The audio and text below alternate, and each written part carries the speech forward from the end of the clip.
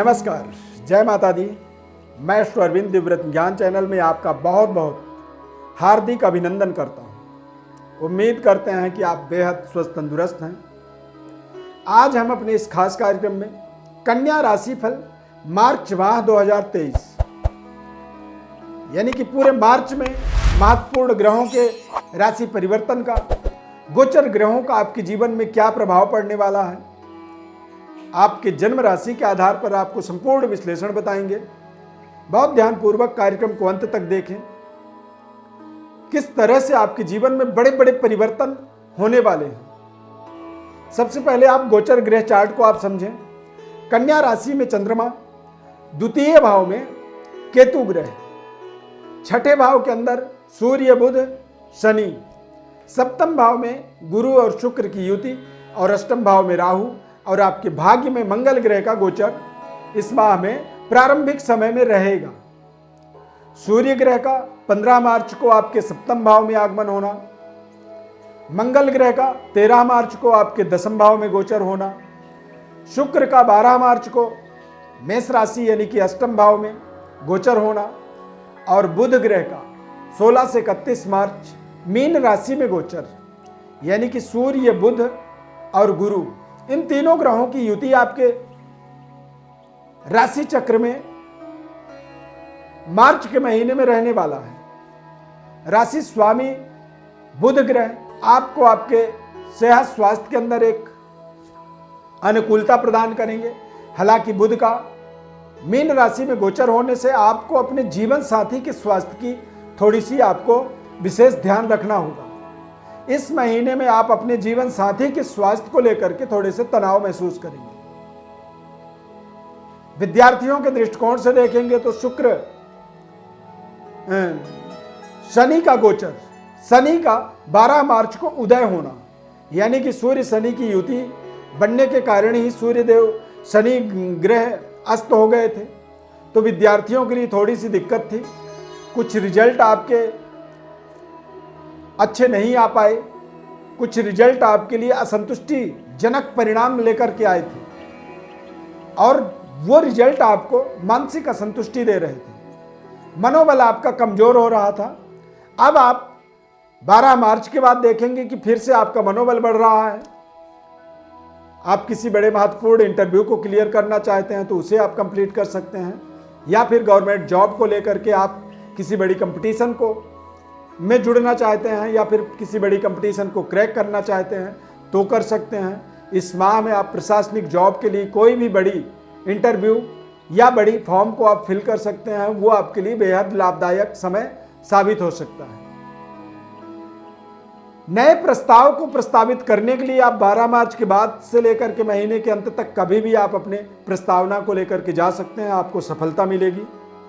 कारोबार व्यापार के दृष्टिकोण से देखा जाए तो बुधादित्य योग आपके व्यापार स्थल पर बनेगा, जो कि सोच समझ करके व्यापार को एक योजनाबद्ध तरीके से आप आगे बढ़ाने की प्रक्रिया को यहां पर सुचारू रूप से संचालित कर पाएंगे। जीवन साथी के स्वास्थ्य का थोड़ा सा आपको केयर करना इस महीने में जरूरी रहेगा। और बुध आपके लग्न के स्वामी राशि स्वामी होने के कारण से नीच राशि में गोचर करेंगे, तो आप थोड़े से अपने मानसिक उलझनों से भी अपने आप को आप बचाएं। डबल माइंडेड होने से अपने आप को बचाएं और अपने वाणी में ध्यान रखें कि क्या बोल रहे हैं। वाणी दोष से अपने आप को आपको बचाना होगा, अन्यथा आपका वाणी दोष आपको आपके बनते हुए कार्यों में रुकावट पैदा कर सकता है। चलते हुए कारोबार व्यापार में कुछ कमी ला सकता है, जिससे आप मानसिक रूप से प्रताड़ित हो सकते हैं। नौकरी कर रहे हैं तो नौकरी में भी आपको बहुत जिम्मेदारी पूर्वक अपने कार्यों को पूरा करना चाहिए।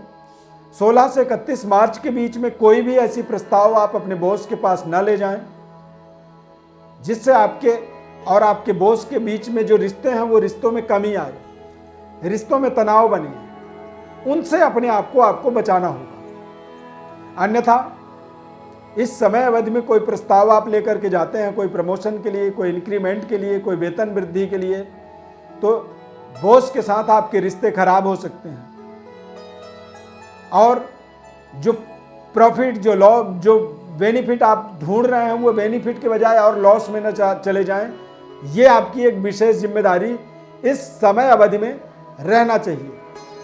नौकरी में अपने कार्य को आप तय समय पर पूरा करने की प्रयास करते रहें। कहते हैं नेकी करो और दरिया में डाल दो, मतलब अच्छे परिश्रम मेहनत करते चले जाओ, किसी से उम्मीद मत करो। इस महीने में शुक्र का गोचर अष्टम भाव में होने के कारण से अचानक आपके भाग्य में कुछ बड़े परिवर्तन बदलाव हो सकता है। आपने कोई इन्वेस्टमेंट की हुई थी, उस इन्वेस्टमेंट का अचानक आपको एक बड़ा रिटर्न मिल सकता है। अचानक धन प्राप्ति के माध्यम से इस महीने में आपके जीवन में एक नए समृद्धि की, नए ऐश्वर्य की स्थापना हो सकती है और आपके जीवन में अचानक कुछ नए रिश्ते आपके जीवन में जुड़ सकते हैं। कुछ पुराने ऐसे रिश्ते थे जो आपके को बहुत प्रिय रिश्ते, आपके पसंदीदा रिश्तों में एक था जो अब बहुत दूर आप उससे हो चुके हैं। अचानक वो रिश्ते फिर से आपके जीवन में आपके सामने आ सकते हैं। इस समय अवधि में, इस पूरे महीने में आपको माता लक्ष्मी की विशेष आराधना करनी चाहिए। माता लक्ष्मी की कृपा से आप कुछ ऐसे अचानक अपने जीवन में बड़े परिवर्तन, बदलाव को महसूस कर सकते हैं। शेयर मार्केट में कुछ पैसे आपने इन्वेस्टमेंट किया हुआ है तो वहां पर आपको एक अच्छा रिटर्न, अच्छी प्रॉफिट आपको दिख सकती है, या फिर आपकी पुरानी इन्वेस्टमेंट का एक बड़ा रिटर्न आपके जीवन में आपकी समृद्धि को, आपकी बरकत को, आपके एक सारी सुख सुविधाओं को इंक्रीज करने में आपको विशेष सहयोग कर सकता है। यदि आप पुरुष हैं तो महिलाओं से अच्छे संबंध, अच्छे व्यवहार करने की आप पूरे महीने में कोशिश करें। कई बार माता लक्ष्मी की कृपा किसी महिला के रूप में आपके जीवन में हो सकती है। इस चीज का आप बिल्कुल अपने मन में, दिमाग में बैठा करके चलें। ईमानदारी और ऑनेस्टी के साथ अपने जीवन में अपनी उन्नति, अपनी तरक्की की कल्पना करेंगे तो आप निश्चित रूप से आप सफल होंगे। कई बार व्यक्ति चमत्कारिक परिवर्तन, बदलाव की ज्यादा कल्पना करता है कि रातों रात मैं अमीर बन जाऊं, मुझे कोई मेरी लॉटरी लग जाए या मुझे कोई अचानक बड़ा लाभ हो जाए। और जरूरी नहीं है कि ऐसा जीवन में होता है।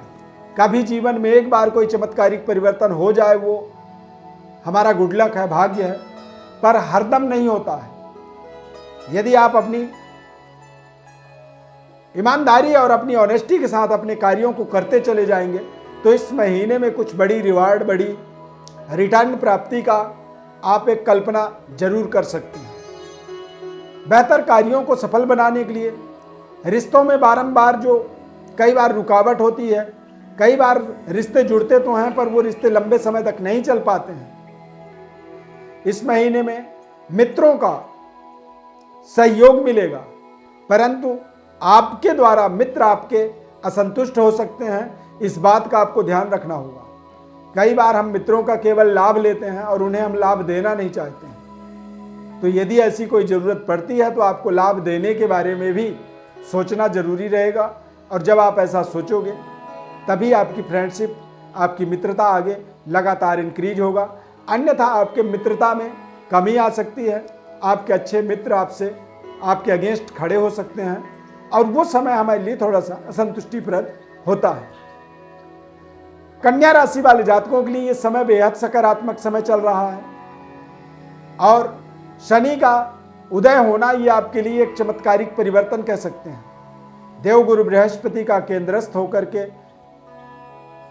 केंद्र में सप्तम भाव में गोचर होने का मतलब होता है कि आप अपनी एक पॉजिटिव ग्रेविटी के आसपास ही खड़े हैं।